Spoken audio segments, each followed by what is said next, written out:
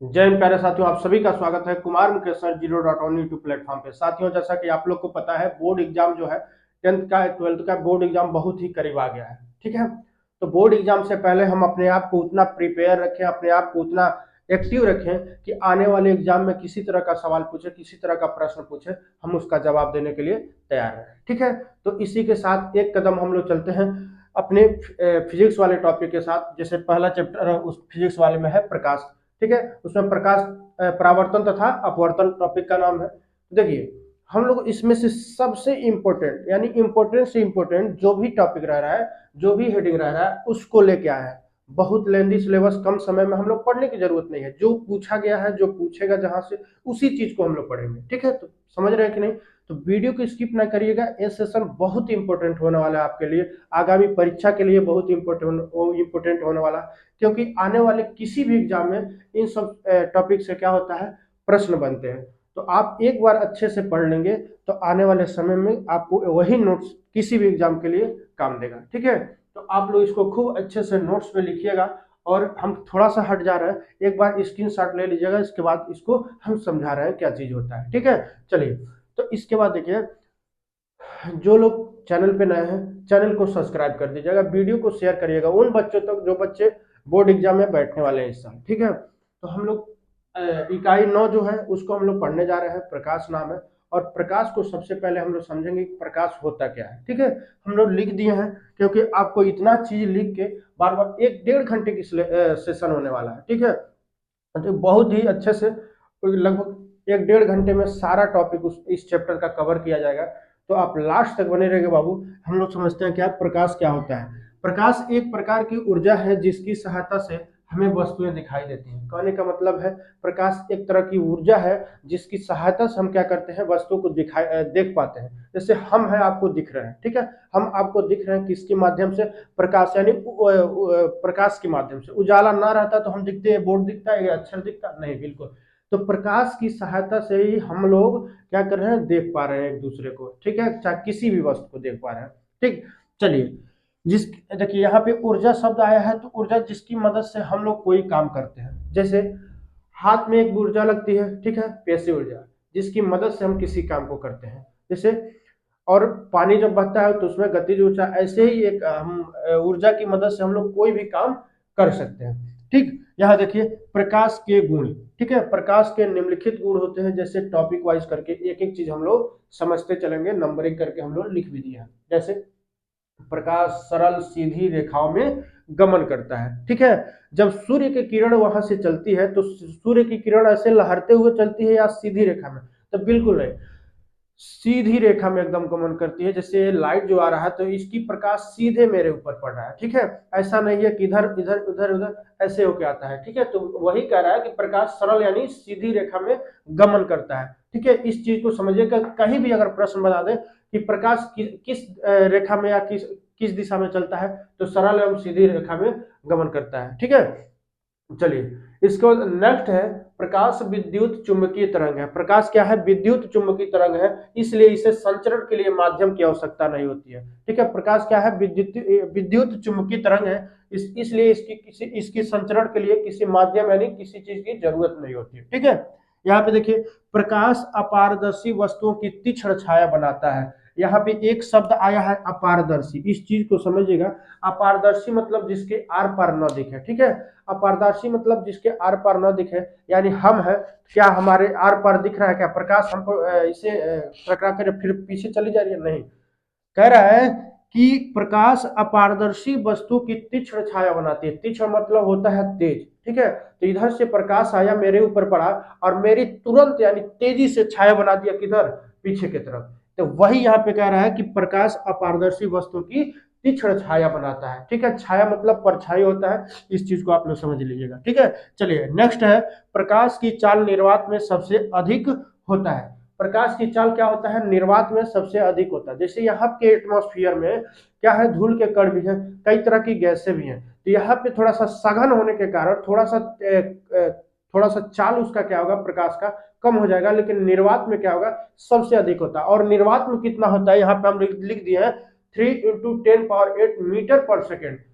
ठीक है, 3 × 10 power 8 metre पर सेकेंड होता है निर्वात में प्रकाश की चाल। कहीं किनारे नोट करके इसको लिख लीजिएगा कि प्रकाश की चाल जो होती है निर्वात में कितना, क्योंकि आगे एक ग्राफ में हम सब समझाएंगे कि प्रकाश की जो चाल होती है अलग अलग माध्यमों में कैसे कितना स्पीड होता है। ठीक है, यहाँ पे कह रहा है कि 3 × 10⁸ मीटर पर सेकेंड जो होता है निर्वात में प्रकाश की चाल होती है। ठीक है, चलिए यहाँ पे अब हम लोग समझते हैं प्रकाश की चाल।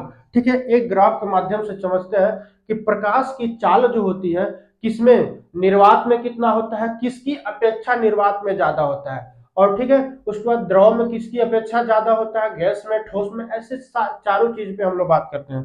ठीक है, तो देखिए जो निर्वात होता है गैस की तुलना में निर्वात में क्या होता है, प्रकाश की चाल अधिक होती है गैस की तुलना में। जैसे दो लोग से तुलना कर रहे हैं यहाँ से गैस से और निर्वात से, तो यहाँ पे देखिए गैस की तुलना में निर्वात में प्रकाश की चाल क्या होता है, अधिक होता है। ठीक है, यहाँ पे हम लोग लगा दिए हैं जिधर भाई ग्रेटर देन लेस देन आप लोग समझ रहे होंगे, तो जिधर मुंह खुला रहता है इधर वाला बड़ा रहता है, जिधर बंद रहता है उधर वाला छोटा रहता है। यानी निर्वात से क्या है, छोटा, किसके माध्यम में, प्रकाश की चाल के माध्यम में गैस जो है निर्वात से छोटा है। ठीक ऐसे ही द्रव की तुलना में गैस में ज्यादा प्रकाश की चाल होता है ऐसा। इसके बाद देखिए ठोस में, तो ठोस की तुलना में द्रव में ज्यादा होता है, और सबसे कम प्रकाश की चाल किसमें होता है, ठोस में होता है।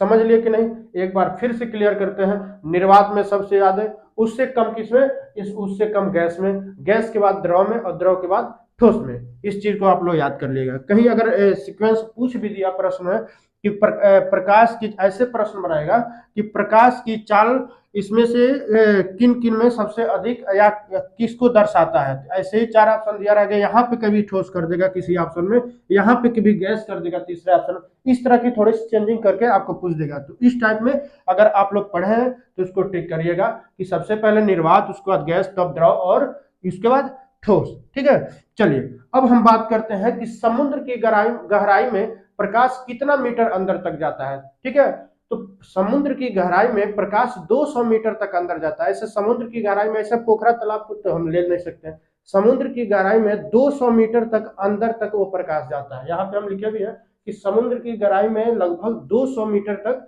प्रकाश जाता है। ठीक है, इन सब चीजों को कभी पूछ दिया कि समुद्र की गहराई में प्रकाश कितना अंदर तक जाता है, तो वहां पे हम लोग जवाब देंगे अपना क्या, 200 मीटर तक। ठीक है, 200 मीटर तक। चलिए तो ये चीज नोट कर लीजिएगा। अब कहीं इसको देखिए क्या कह रहा है, अब हम सीधे बात करते हैं प्रकाश का परावर्तन। ठीक है, इसके बाद अगले टॉपिक को हम लोग बात करेंगे प्रकाश के अपवर्तन के बारे में।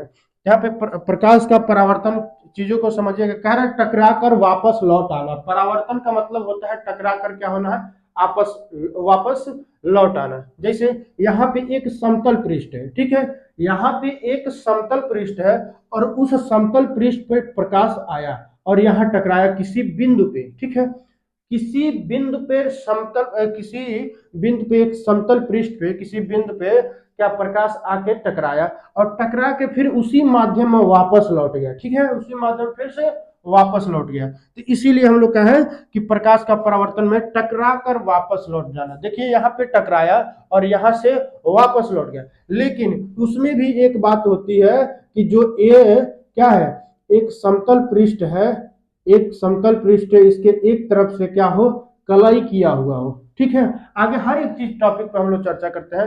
तो यहाँ से आया और यहाँ से टकरा के वापस चला गया। तो पहला तो हो गया। दूसरा देखिए, कोई भी वस्तु परावर्तन के कारण ही दिखता है। कोई भी वस्तु क्या होता है, परावर्तन के कारण ही दिखता है। जैसे प्रकाश आया हमारे यहाँ से टकरा कर उस वस्तु में पड़ा, इसलिए हमको वो चीज दिखाई दे रहा। तो क्या होता है, कोई भी वस्तु परावर्तन के कारण ही दिखाई देता है। देखिए ब्लैक होल में परिवर्तन नहीं होता है, कभी देखिएगा ब्लैक होल में परिवर्तन नहीं होता है। प्रकाश जब जाएगा ना तो प्रकाश वापस टकरा कर कहीं से नहीं आएगा, प्रकाश सीधे अंदर जाएगा। ठीक है, उधर ही खत्म। तो इसलिए कह रहा है कि अगर पूछ दे कहीं कि दुनिया में कौन सी ऐसी चीज है जिसमें प्रकाश का परावर्तन नहीं होता है, तो ब्लैक होल में प्रकाश का परावर्तन नहीं होता है। चलिए अगले टॉपिक पर हम लोग बात करते हैं कि प्रकाश का सबसे अच्छा उदाहरण दर्पण होता है। हम लोग दर्पण पे इस चीज को समझ रहे थे, जिसमें हम बोले हैं एक तरफ से कलई किया हुआ है, तो हम दर्पण पे इस चीज को समझ रहे थे कि दर्पण पे प्रकाश जब आया तो यह टकराया और टकरा के फिर वापस उसी माध्यम में चला गया। ठीक है, चलिए इसके बाद हम लोग एक चीज हम लोग नोट में लिख दिए हैं, क्योंकि ये हर जगह पूछा जाता है, दर्पण से सवाल बहुत बनते हैं, तो इसलिए हम लोग एक नोट में लिखे हैं कि दर्पण के निर्माण में ग्लूकोज मिलाया जाता है एवं दर्पण के पीछे AgBr यानी सिल्वर ब्रोमाइड का कलई किया हुआ था। जैसे आप लोग शीशा देखते हैं जिसमें आप अपना चेहरा देखते हैं, उसके पीछे वाले भाग पर, शीशा के पीछे वाले भाग पर सिल्वर ब्रोमाइड, ठीक है, यहाँ पे लिखा है सिल्वर ब्रोमाइड का कलई किया हुआ था, वह से पेंट ऐसे किया होता है, तब हम आपको क्या करते हैं, अपने चेहरे को देख पाते हैं, ठीक है, क्योंकि प्रकाश गया और टकरा के फिर वापस आ गया, तो इसलिए क्या ये भी है एक तरफ से कलई किया हुआ। और कलई किससे, प्रश्न अगर बने कि जो दर्पण होता है, दर्पण के पीछे किससे कलई किया हुआ था, तो सिल्वर ब्रोमाइड यानी AgBr से, ठीक है। चलिए तो इसके बाद हम लोग सीधे चलते हैं अगले टॉपिक पे। अगले टॉपिक पे चलते हैं प्रकाश के परावर्तन के नियम, और प्रकाश के परावर्तन के नियम को समझते हैं, ठीक है। चलिए चलिए अब हम लोग चलते हैं प्रकाश के परावर्तन के नियम पर, उसके बाद हम लोग पढ़ेंगे समतल दर्पण द्वारा बना प्रतिबिंब या प्राप्त प्रतिबिंब, ठीक है। चलिए हम लोग कोई भी ऐसा टॉपिक नहीं है जिसको हम लोग छोड़ रहे हैं, तो इसलिए आप एक जगह किसी नोट्स पे आप इसको अच्छे से लिखते रहिए बाबू, क्योंकि बोर्ड एग्जाम से कुछ दिन पहले जब इस नोट्स को खोलेंगे और देखेंगे तो फिर सारी चीजें फिर याद हो जाएंगी, ठीक है। चलिए फुल कंसंट्रेशन के साथ यहाँ पे देखिएगा, अब फिर एक बार नोट्स से देख लीजिएगा, हमेशा के लिए बवाल खत्म हो जाएगा। प्रकाश के परावर्तन के नियम कहने का मतलब है, पहला कह रहा है कि कोण को हमेशा अविलंब में मापते हैं। सबसे पहले तो इस ग्राफ को हम लोग समझा देते हैं, ए इसके लिए ग्राफ नीचे है, ऊपर वाले के ग्राफ ऊपर है, ठीक है। इसको हम लोग समझते हैं। देखिए क्या होता है कि हम लोग बताए कि ये समतल पृष्ठ है, ठीक है, समतल पृष्ठ है कि नहीं, ये वाला समतल पृष्ठ है भाई साहब, ठीक है, एक तरफ कलई किया हुआ है, समतल पृष्ठ पे कोई किरण आ रहा है, किसी बिंदु पे टकरा रहा है, ठीक है, तो किसी बिंदु पे टकरा रहा है, तो मान लीजिए वह बिंदु क्या है, ए वाला बिंदु है, ठीक है। इस बिंदु पे आया और किरण टकराया, टकरा के इधर फिर वापस चला गया, समझ रहे हैं कि नहीं समझ रहे हैं। तो आने वाली किरण, जो किरण आ रही है उसको हम लोग बोलते हैं आपतित किरण, जो किरण आ रही है उसे हम बोलते हैं आपतित किरण, और यहां से फिर लौट गई जो, उसे वो बोलते हैं परावर्तित किरण।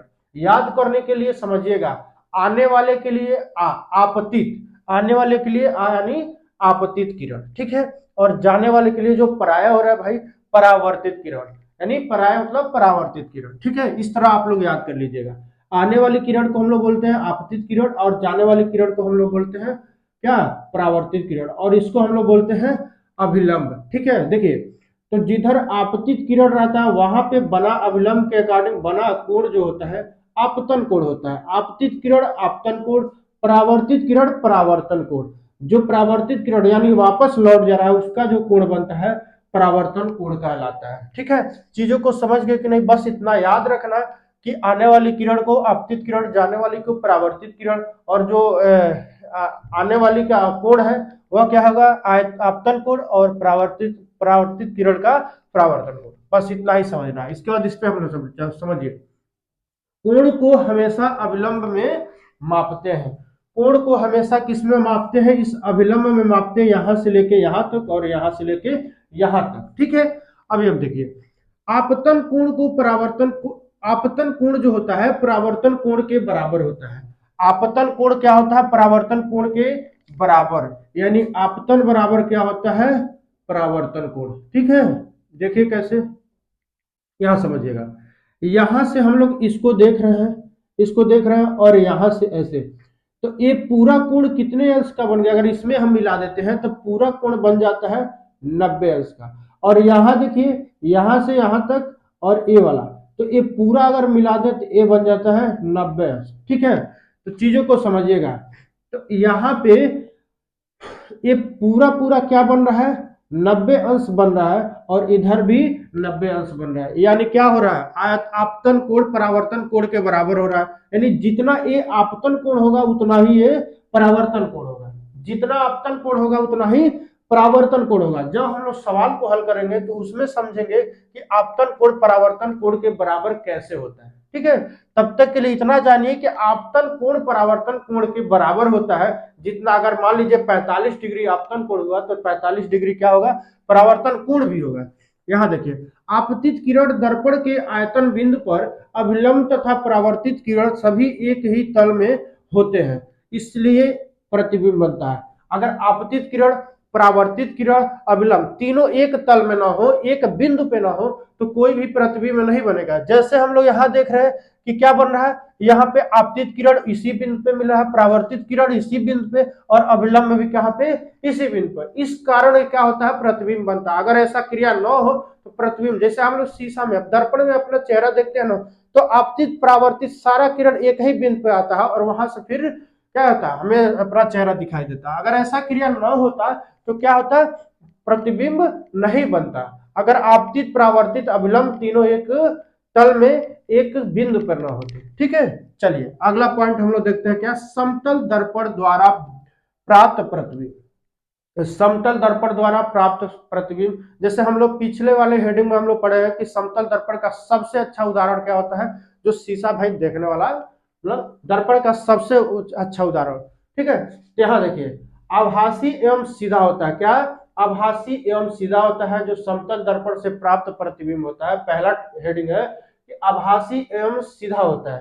ठीक है, सबसे पहले हम लोग क्या देख लेते हैं, सबसे पहले इस ग्राफ को देख लेते हैं। देखिए, यहाँ पर वस्तु है ए बी, ठीक है, यहाँ पे वस्तु है ए बी, यह क्या है, दर्पण है पीछे। यानी कभी भी दर्पण को दाहिने तरफ से कलई करते हैं, कभी भी दर्पण को दाहिने तरफ से कलई करते हैं, इसलिए यहाँ पे भी दाहिने तरफ से कलई हुआ है। तो दर्पण में क्या दिख रहा है, वस्तु दिख रहा है। तो जितना दूरी वस्तु का दर्पण से है, जितना दूरी वस्तु का दर्पण से है, उतना ही दूरी पे प्रतिबिंब भी बनेगा। इस चीज को आप समझिए कि जितना दूरी अगर वस्तु से दर्पण का रहेगा, उतना ही दूरी पे प्रतिबिंब भी बनेगा। यहाँ पे जैसे देखिए, ए और बी एक वस्तु है, और यहाँ पे प्रतिबिंब जो बना है ए डैश बी डैश, ये यहाँ का है, प्रतिबिंब है। तो हम लोग देख रहे हैं जितना डिस्टेंस, यानी जितना डिस्टेंस दर्पण समतल दर्पण से वस्तु का है, उतना ही उसकी वही परछाई का है, प्रतिबिंब का है कि नहीं, बिल्कुल है। ठीक है, तो इसलिए यहाँ पे देखिए क्या रहा कि आभासी एवं सीधा होता है। यहाँ से वस्तु ए का सीधा एकदम प्रतिबिंब बना है, यहाँ वस्तु ए है और यहाँ ए डैश, यानी सीधा एकदम बनता है। तो वही कह रहा है आभासी एवं सीधा होता है। प्रतिबिंब का आकार वस्तु के आकार के बराबर होता है। प्रतिबिंब का जो आकार होता है, प्रतिबिंब का जो आकार होता है वस्तु के आकार के बराबर होता है। आप शीशे में जब अपना चेहरा देखते हैं तो आप उतना ही बड़े, एकदम आप सेम टू सेम एकदम बराबर दिखता है। ठीक है, तो इसीलिए कह रहा है कि वस्तु का जो आकार होता है वह प्रतिबिंब का आकार होता है वस्तु के बराबर होता है। प्रतिबिंब दर्पण के उतने पीछे बनता है जितनी वस्तु के दर्पण से दूरी होती है। यहाँ पे हम लोग फिर बात वही कर रहे हैं, यहाँ तीसरे में लिखा भी है कि प्रतिबिंब का दूरी उतना ही होता है किससे, दर्पण से, जितना वस्तु का दर्पण से दूरी होता है। यानी मान लीजिए यहाँ पे 1 मीटर की दूरी पे वस्तु है, यहाँ पे भी 1 मीटर की दूरी, जैसे मान रहे हैं हम लोग कि 1 मीटर की दूरी दर्पण से वस्तु का है, तो दर्पण से 1 मीटर दूरी पर ही क्या बनेगा, प्रतिबिंब बनेगा। हमें दिखाई देगा कि 1 मीटर दूरी पे प्रतिबिंब बन रहा है ऐसे। ठीक है, चलिए यहाँ पे देखिए, प्रतिबिंब पार्श्व परिवर्तित होता है, दाहिना से बाएं और बाएं को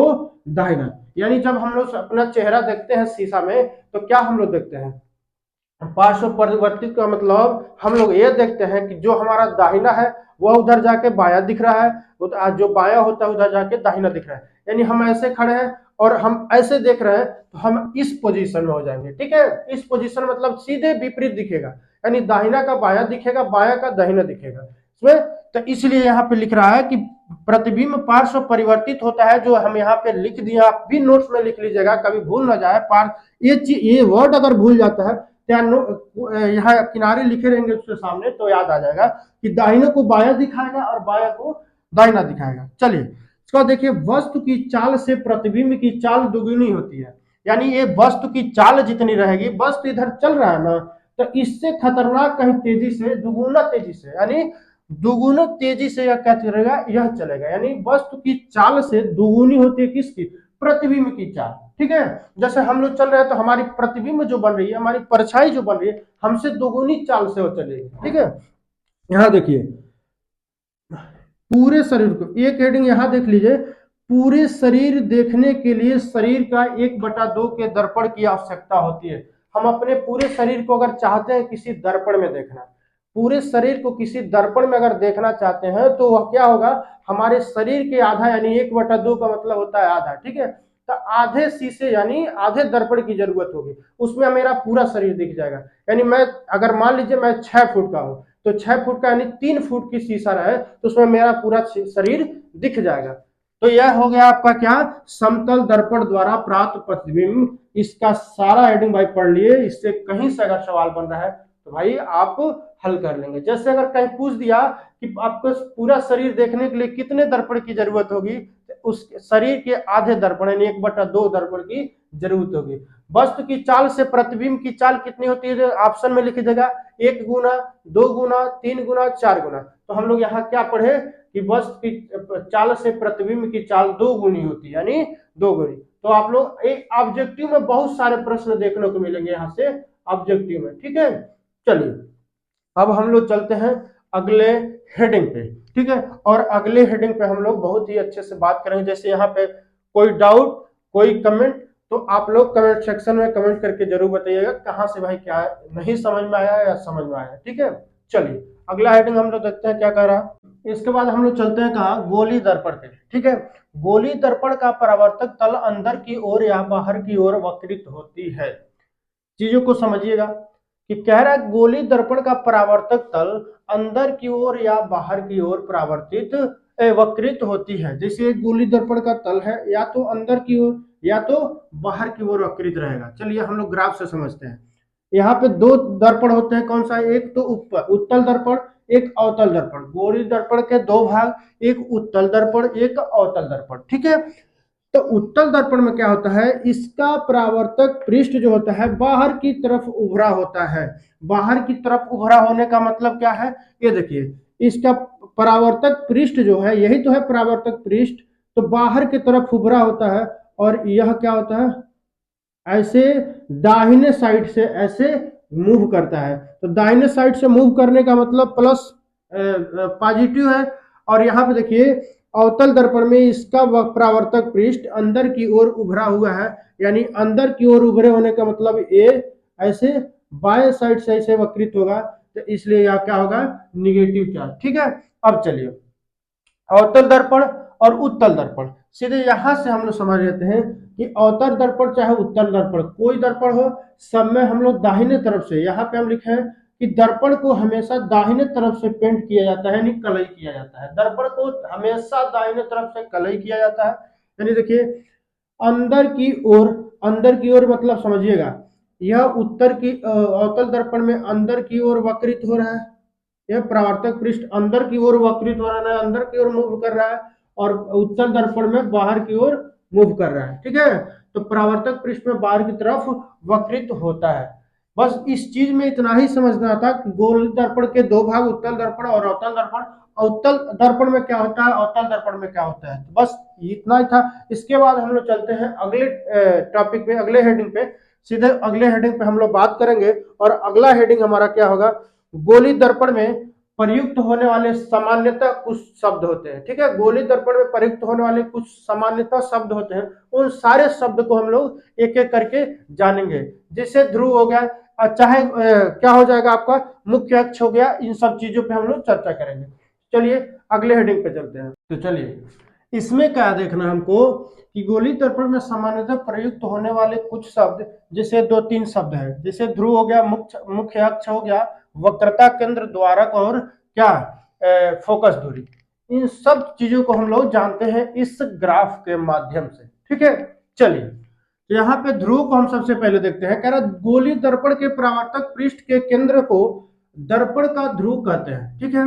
यानी गोली दर्पण के परावर्तक का पृष्ठ क्या है, यानी परावर्तक का पृष्ठ यही है भाई साहब, ये देख रहे हैं, हाँ बिल्कुल देख रहे हैं। के केंद्र यानी के केंद्र, यानी केंद्र मतलब बीचों बीच ए वाला हो जाएगा केंद्र, दर्पण का ध्रुव कहते हैं, ठीक है।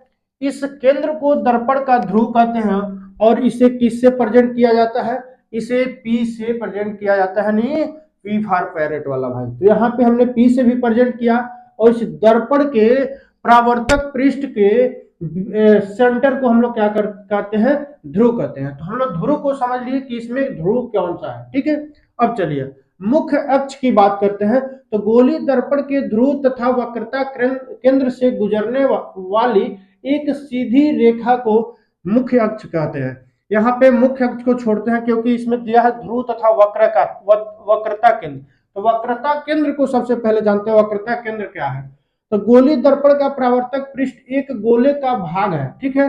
गोलीय दर्पण का परावर्तक पृष्ठ एक गोले का भाग है। ये देख रहे हैं यहां तक एक गोले का भाग है, ये जाके पूरा गोला होता है, लेकिन एक गोले का ये क्या है, भाग है। इस गोले का केंद्र गोलीय दर्पण का वक्रता केंद्र कहलाता है। इस पूरे गोले का जो केंद्र होगा, इस पूरे गोले का जो केंद्र होगा वही वक्रता केंद्र कहलाएगा। इस पूरे गोले का केंद्र यही तो है बीचों बीच, यानी सेंटर में। और इसे किससे, सी से निरूपित किया जाता है, इसे सी से निरूपित किया जाता है, ठीक है। तो अब हम लोग समझ लिए क्या कि ये क्या, ध्रुव समझ लिए, ध्रुव के बाद वक्रता केंद्र समझ लिए। अब हम लोग सीधे चलते हैं मुख्य अक्ष पे। यहाँ कह रहा था ना गोलीय दर्पण के ध्रुव तथा वक्रता केंद्र, यानी ये हो गया आपका वक्रता केंद्र, यह आपका हो गया ध्रुव, ठीक है। तो वक्रता केंद्र से गुजरने वाली एक सीधी रेखा को मुख्य अक्ष कहते हैं।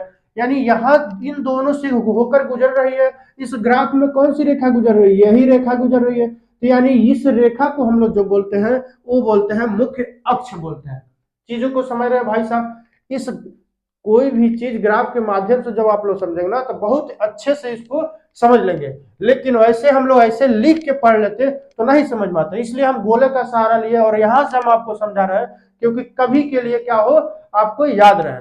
तो यहाँ पे ये हो गया आपका क्या, वक्रता केंद्र, ये हो गया ध्रुव, और यह क्या हो गया, यह हो गया मुख्य अक्ष। अब हम चलते हैं द्वारक की बात करते हैं कि द्वारक किसे कहते हैं। गोलीय दर्पण के परावर्तक पृष्ठ तल की वृत्ताकार सीमा रेखा का व्यास दर्पण का द्वारक कहलाता है। इसे यमन से दर्शाया जाता है। यही तो है व्यास भाई, यमन, ठीक है। तो यम और यन को हम लोग क्या बोलते हैं, द्वारक बोलते हैं, ठीक है। यम और यन को हम लोग बोलते हैं द्वारक, ठीक है, द्वारक। चीजों को समझ रहा है कि नहीं समझ रहा है, बिल्कुल समझ रहा है। इसके बाद देखिए हम यहाँ पे एक हेडिंग छूट गया था, फोकस दूरी, इसको हम ले लेते हैं फोकस दूरी, ठीक है, दूरी, फोकस दूरी। गोलीय दर्पण के ध्रुव तथा मुख्य फोकस के मध्य की दूरी फोकस दूरी कहलाती है। इसे अक्षर एफ से क्या करते हैं, निरूपित करते हैं। यानी ये वक्रता केंद्र है, यह क्या है, यह है ध्रुव।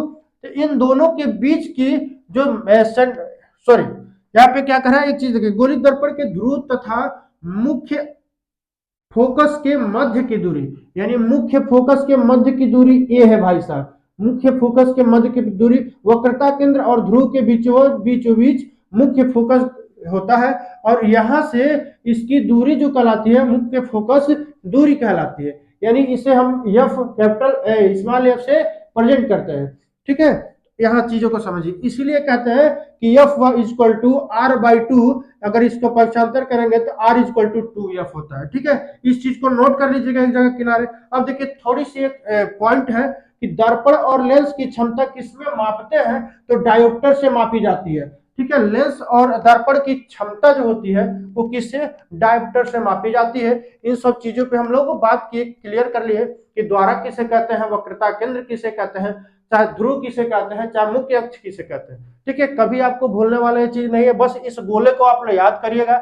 इस और फोकस दूरी किसे कहते हैं, गोले को याद करिएगा। इसमें एक बात दिमाग में सोच लीजिएगा कि वक्रता केंद्र यानी सबसे बीचों बीच वाले सेंटर को कहते हैं, परावर्तक पृष्ठ के सबसे सेंटर वाले को कहते हैं हम क्या, अक्ष कहते हैं। इन सब चीजों पे हम क्लियर करेंगे, ठीक है। चलिए हम आगे चलते हैं और अगला टॉपिक हमारा क्या है, अगला टॉपिक है सीधी सीधी अगले टॉपिक पर हम लोग बात करेंगे, दर्पण का किरण आरेख एवं उपयोग।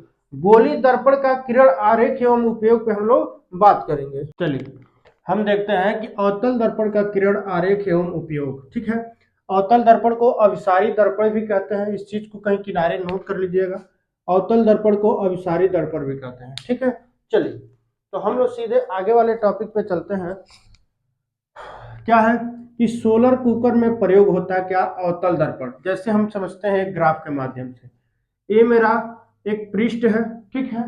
पृष्ठ पे देखिए प्रकाश कहीं से भी जा रहा है, यानी यहां से गया, यहां से गया, और यहाँ से गया, यहाँ से गया, यहाँ से गया। देख रहे हैं कि सारे तरफ से जा रहा है लेकिन एक ही बिंदु पे आके क्या हो रहा है, मिल जा रहा है। तो सोलर कुकर में प्रयोग होता है, जैसे देखिए सोलर कुकर में प्रयोग होने का मतलब एक इतना बड़ा क्या रहेगा, सोलर टाइप का रहेगा, ठीक है। उसमें से थोड़ा स्टैंड बनाया रहेगा, उस पे आप कुकर को रख देंगे, ठीक है। तो जब प्रकाश पड़ेगा उस सोलर पे, चारों तरफ कहीं भी प्रकाश पड़ेगा तो इस अवतल दर्पण के इस आरेख पे वो काम करेगा, ठीक है। कि कहीं भी देख रहे हैं प्रकाश पड़ रहा है तो वह एक ही बिंदु पे आके चारों तरफ से क्या हो रहा है, मिल जा रहा है।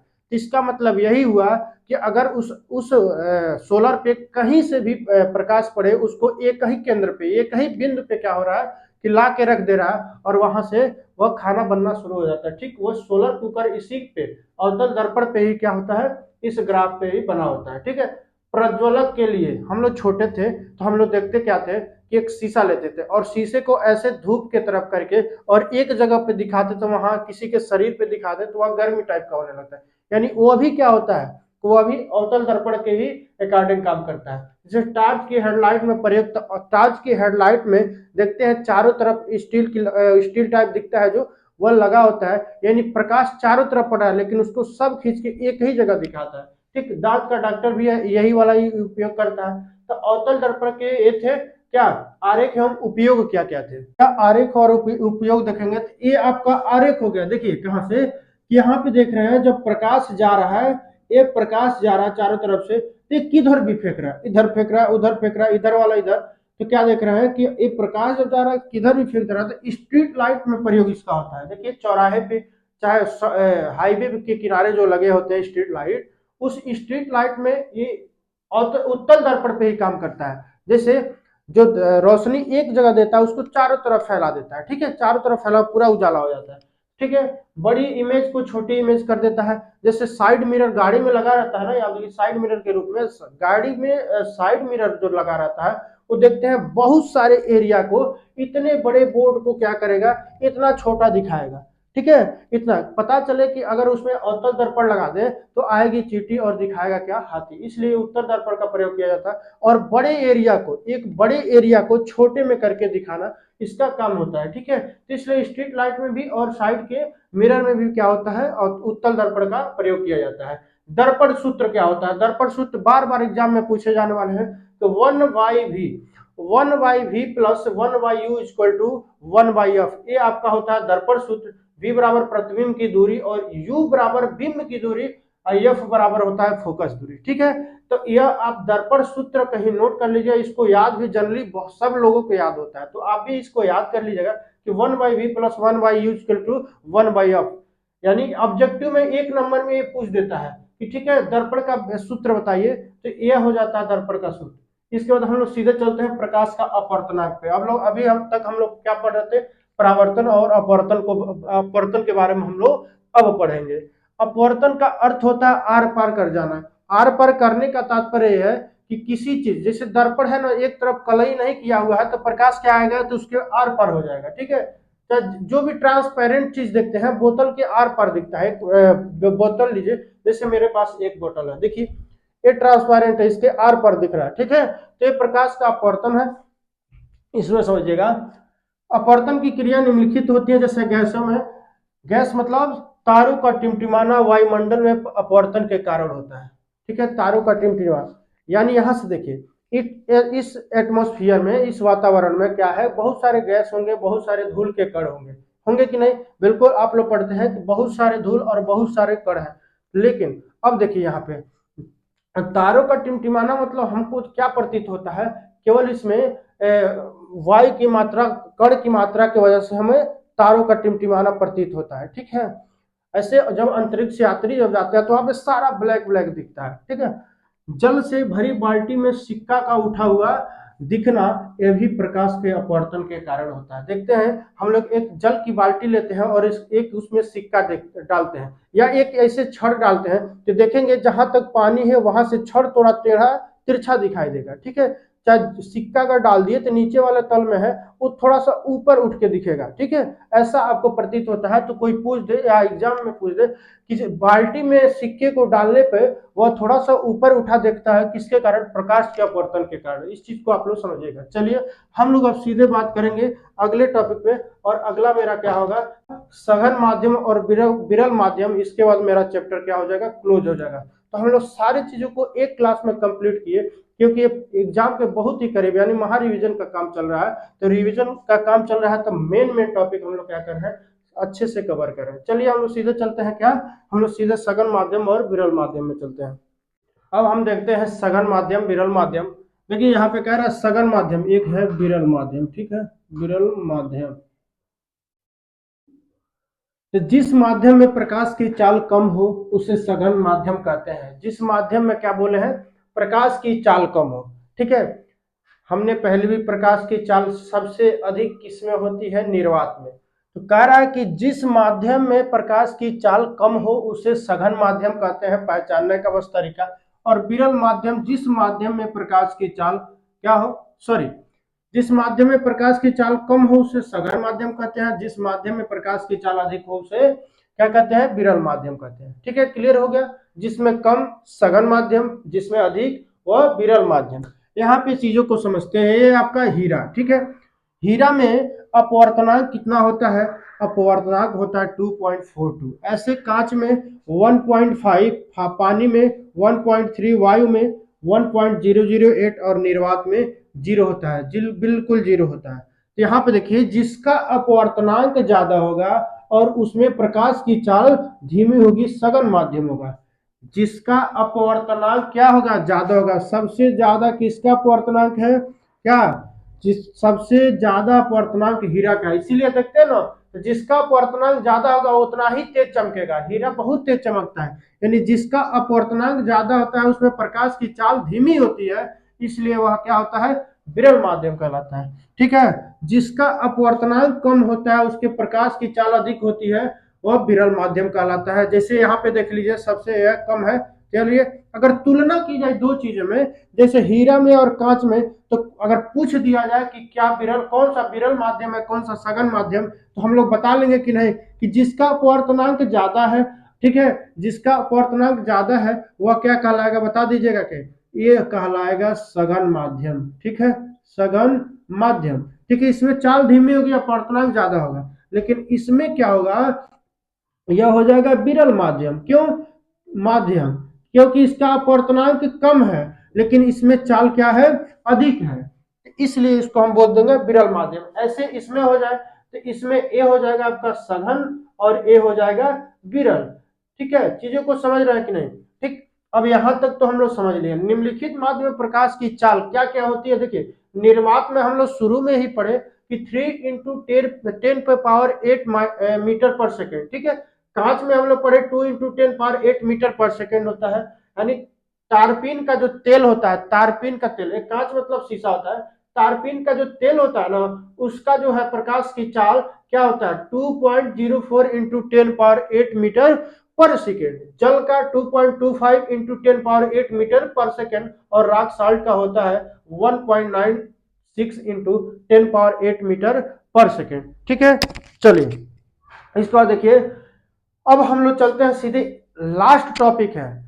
तो लास्ट टॉपिक को बहुत अच्छे से देख लेते हैं कि उत्तल लेंस और अवतल लेंस में डिफरेंट क्या होता है। उत्तल लेंस और अवतल लेंस में डिफरेंट क्या होता है? ठीक है, यहाँ पे देखिए कि यह किनारों की अपेक्षा, उत्तल लेंस की बात चल रही है, कि यह किनारों की अपेक्षा बीच में मोटा होता है। जैसा कि यहाँ हम लोग बना दिए, एक किनारे पतला है, किनारे पतला है लेकिन बीच में क्या है? मोटा है, इसलिए यह किनारों की अपेक्षा बीच में क्या होता है?